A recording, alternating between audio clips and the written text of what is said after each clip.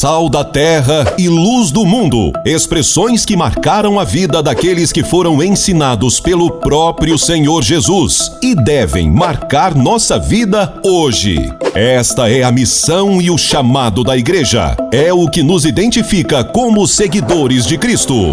No segundo trimestre, nas lições bíblicas de adultos da CPAD, aprenda detalhadamente sobre os valores do Reino de Deus, a relevância do Sermão do Monte para a Igreja de Cristo, comentada pelo pastor e escritor Osiel Gomes. Os princípios da Palavra de Deus são diretamente opostos à realidade deste mundo e não podemos nos conformar com o modelo mundano, mas seguir a verdade transformadora da Palavra de Deus que Jesus ensinou. As batalhas de nosso tempo devem ser combatidas com armas espirituais. Não devemos temer as circunstâncias, mas crer no poder daquele que criou todas as coisas. No Sermão do Monte, Cristo nos revela acerca do favor de Deus e nos mostra que somos uma nova criatura, filhos amados do Pai. Seja fortalecido pela Palavra de Deus na escola dominical. Explore cada detalhe das lições bíblicas de adultos no segundo trimestre e conheça o novo currículo da CPAD,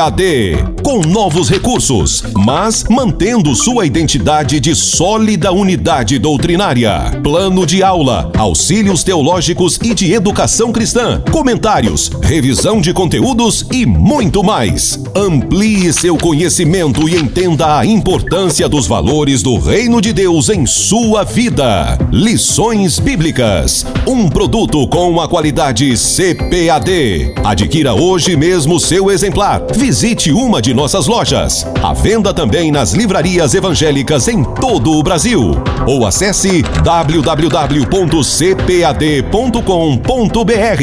E você ainda pode fazer seu pedido por telefone 0800 021 7373. CPAD, a editora da Escola Dominical.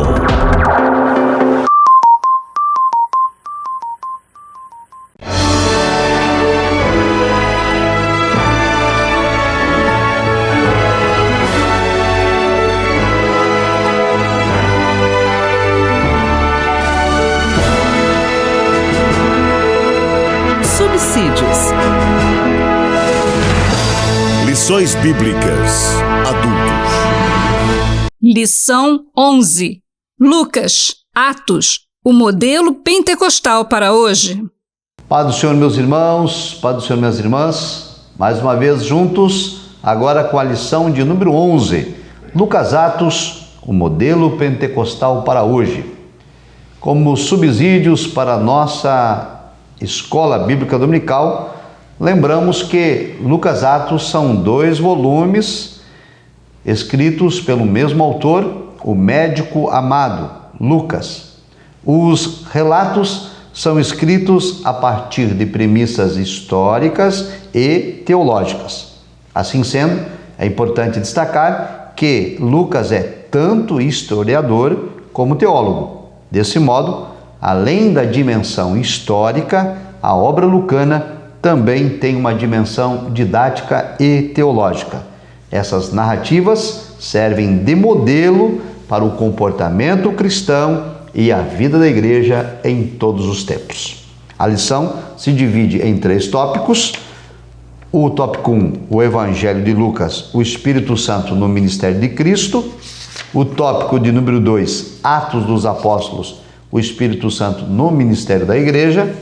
E o tópico 3, um modelo pentecostal para a igreja contemporânea. No ponto 1, subponto 1, nós temos o Espírito Santo no Evangelho. Registramos que Lucas enfoca a vida e a obra de Cristo. O evangelista enfatiza o papel e a importância do Espírito Santo no advento do Messias. E esta ação do Espírito Santo no Evangelho de Lucas é percebida em diversos momentos.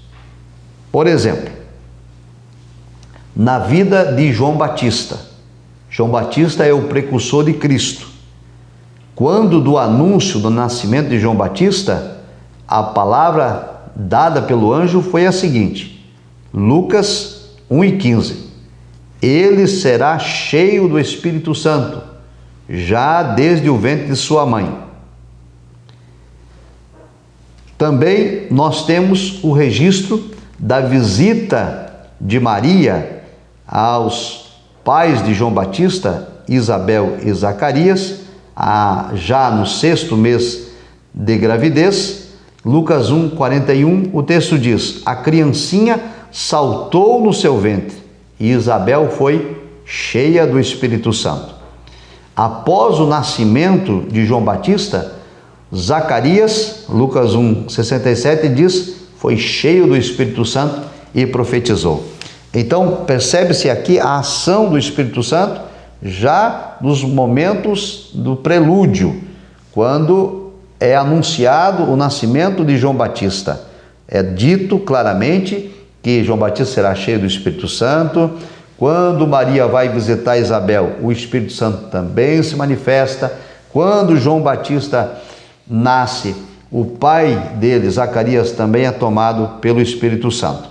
E agora, no que diz respeito a Cristo, o anúncio da concepção virginal de Maria, Lucas associa o poder do Espírito Santo e a presença de Deus. No vocabulário empregado pelo evangelista Lucas, percebe-se aqui a presença da Trindade. Lucas 1:35 diz o seguinte: descerá sobre ti o Espírito Santo e a virtude do Altíssimo te cobrirá com a tua sombra, pelo que também o santo que de ti há de nascer será chamado Filho de Deus.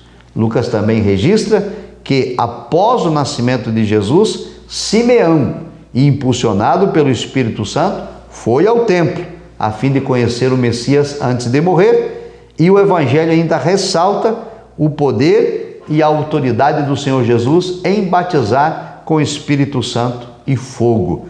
Lucas 3:16. Estas são evidências claras, então, da importância do Espírito Santo no nascimento, no anúncio do nascimento e no nascimento do Senhor Jesus. Aí nós temos o subponto 2, o Espírito Santo e o batismo de Cristo.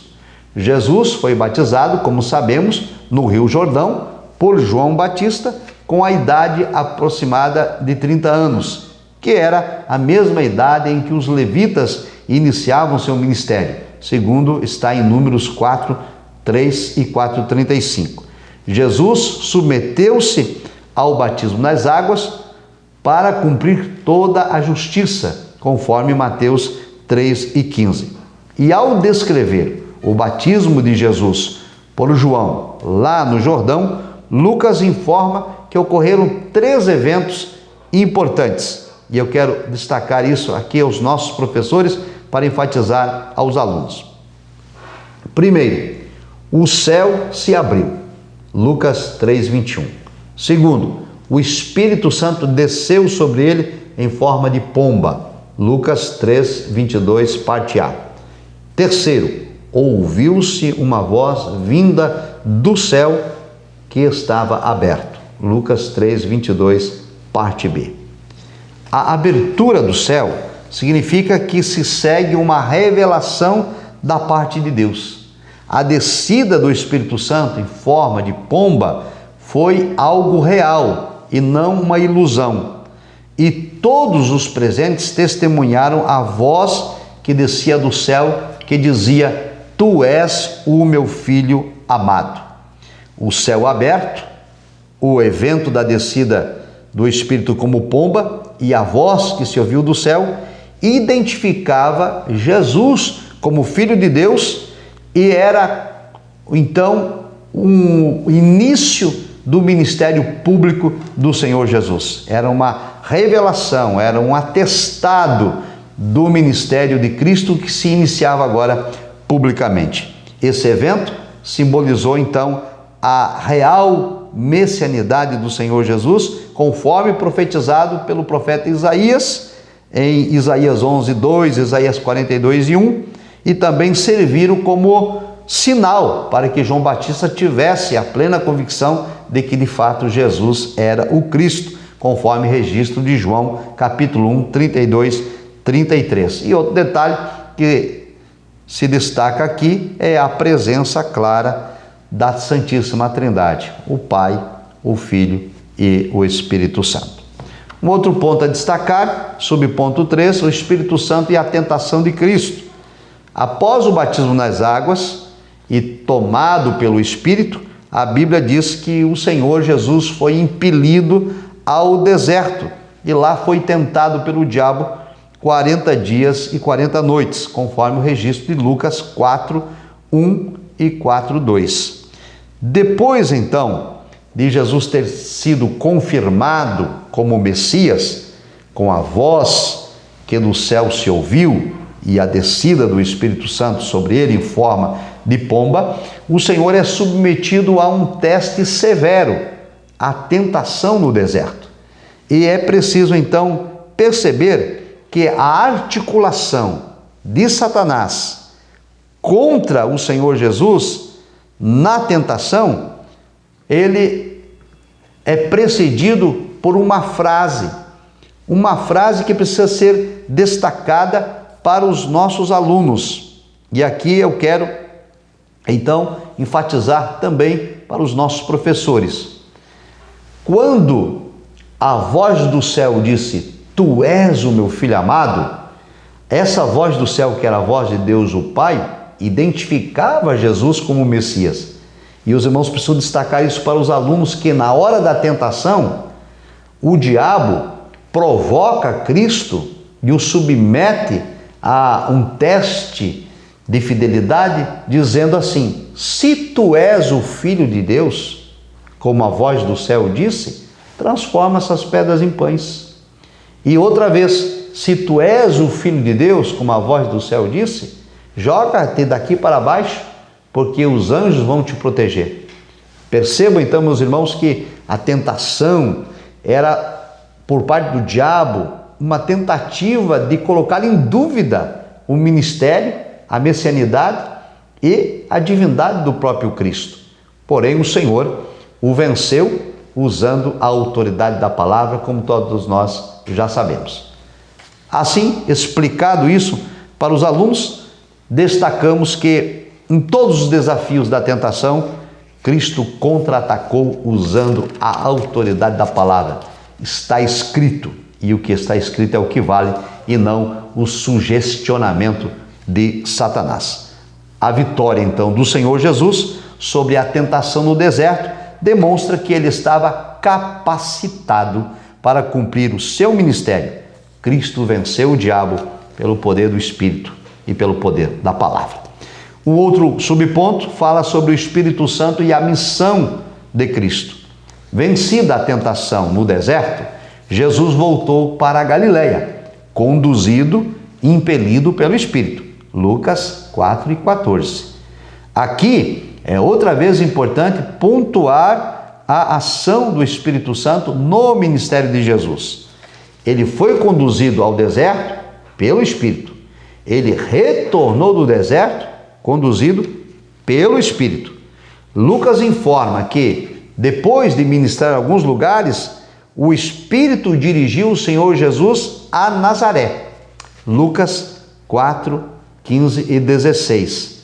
Nazaré era uma cidade desprestigiada, era um lugar mal falado, porém foi ali, naquele lugar que as pessoas não valorizavam, que o anjo anunciou o nascimento de Jesus para Maria, conforme o registro de Lucas capítulo 1, verso 26. Maria estava em Nazaré, quando o anjo anunciou o nascimento de Jesus para ela.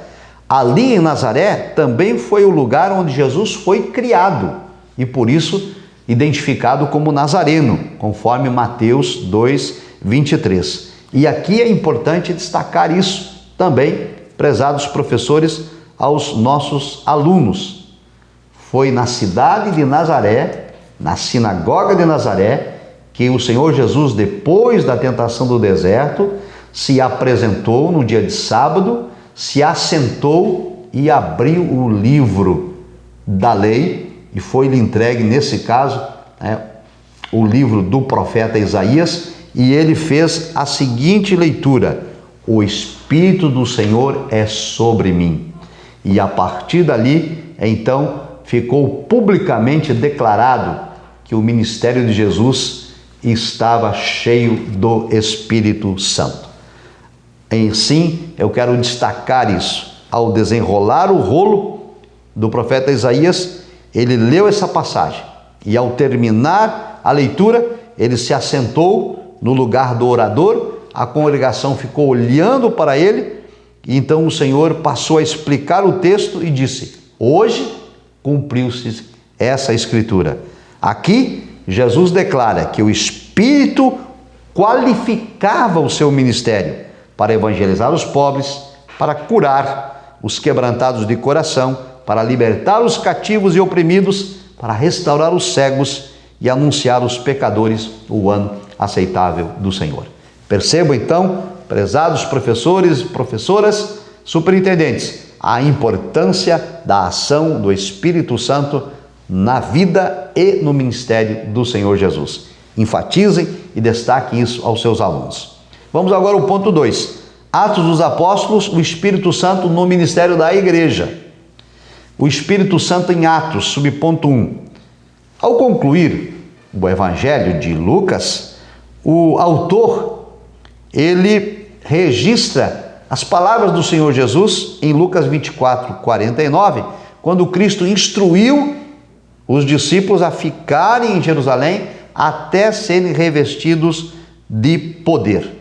Desse modo, após o Senhor Jesus ter sido elevado aos céus, conforme o registro bíblico, o livro de Atos dá prosseguimento à narrativa do Espírito Santo, agora atuando na vida da igreja. O autor ratifica que o derramamento do Espírito era a capacitação necessária para a evangelização dos povos. É importante ler isso para os alunos. Atos 1:8, e diz: recebereis a virtude do Espírito Santo e ser-me-eis testemunhas, tanto em Jerusalém como em Judeia, Samaria e confins da terra.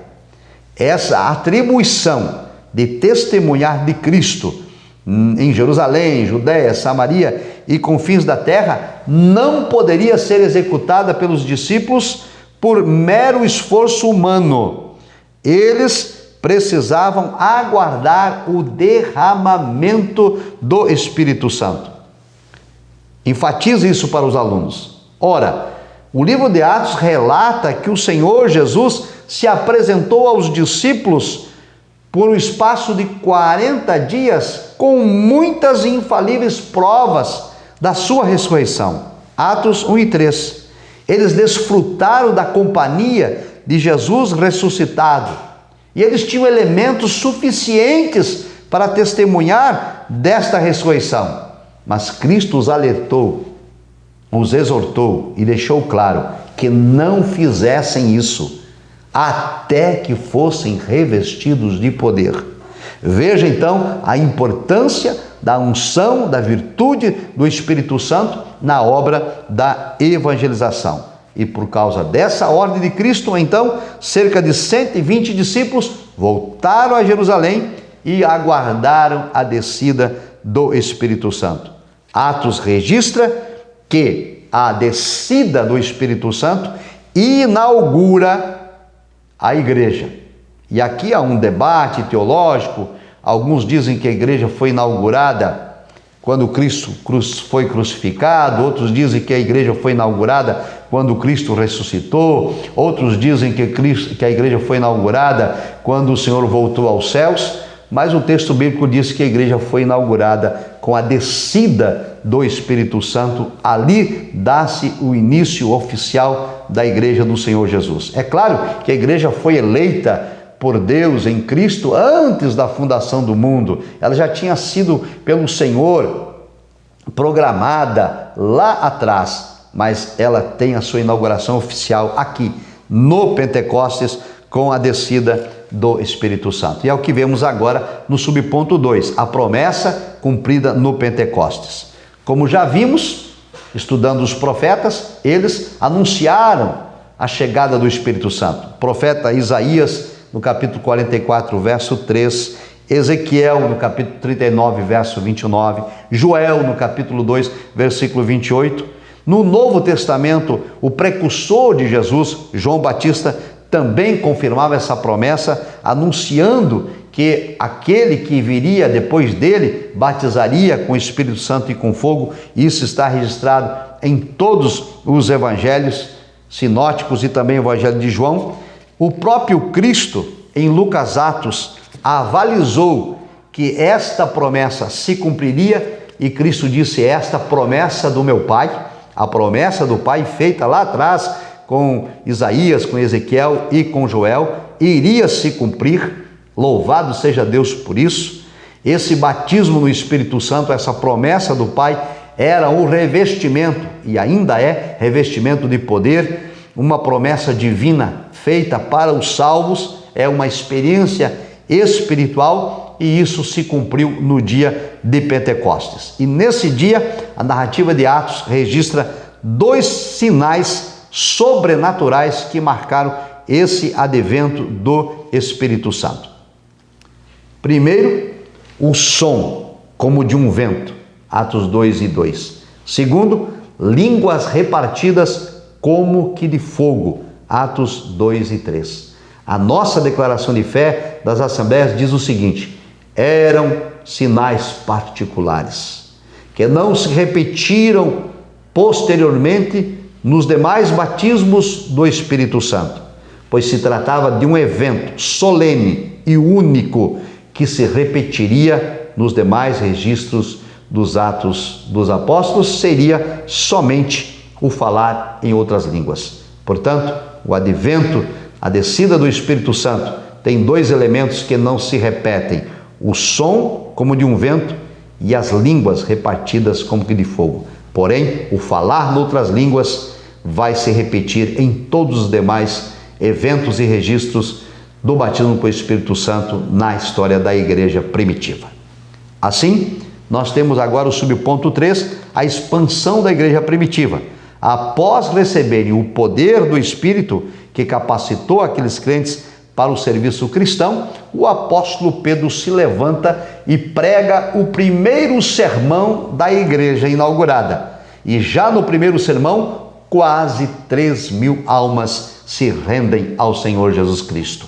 Dias depois, Pedro e João vão ao templo, à hora nona, para a oração. E ao adentrarem, eles são usados pelo Espírito de Deus a curar um homem coxo de 40 anos de idade. E ao ministrarem a palavra de Deus à multidão que ali estava curiosa para saber o que havia acontecido, a Escritura diz que agora quase 5.000 almas se convertem ao Senhor Jesus. O sinal miraculoso da demonstração do poder de Deus na cura daquele coxo fez com que a igreja se multiplicasse.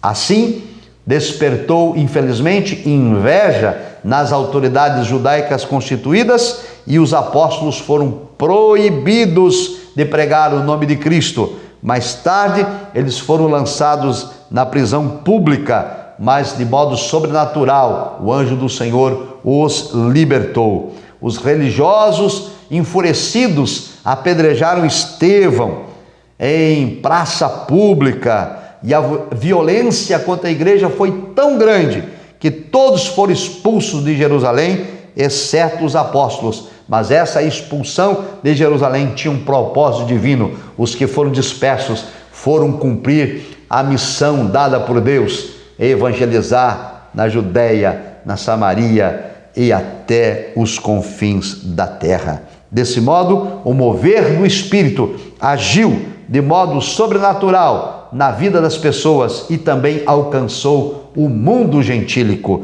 Na casa de Cornélio, enquanto Pedro pregava, o Espírito Santo desceu sobre eles e falaram também noutras línguas. Anos depois, Deus também vai levantar o apóstolo Paulo, que cheio do Espírito vai ser o missionário, o apóstolo dos gentios, levando as almas ao conhecimento da verdade e à regeneração em Jesus Cristo. Portanto, o Espírito Santo tem papel preponderante no anúncio do nascimento do precursor, João Batista, no anúncio do nascimento do Cristo, o Messias, no início do ministério do Senhor Jesus e na continuidade da ação da igreja na terra por obra do Espírito Santo de Deus.